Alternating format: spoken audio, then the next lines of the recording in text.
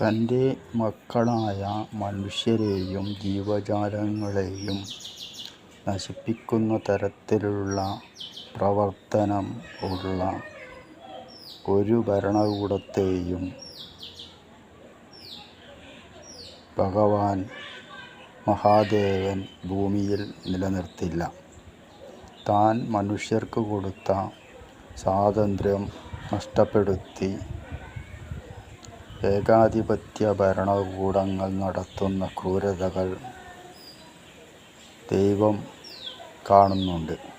അതുകൊണ്ട് തന്നെ ഇത്തരം ഏകാധിപത്യ ഭരണകൂടങ്ങൾ തകർന്നടിയുന്നതും നമ്മൾ കണ്ടു. തെറ്റായ ഫിലോസഫി, മനുഷ്യനിർമ്മിത തെറ്റായ ഫിലോസഫിയിൽ അടിയുറച്ചു നിൽക്കുന്ന ഏകാധിപത്യ ഭരണകൂടങ്ങൾ നിലനിൽക്കില്ല. അത് ഒരു പ്രകൃതി നിയമമാണ്.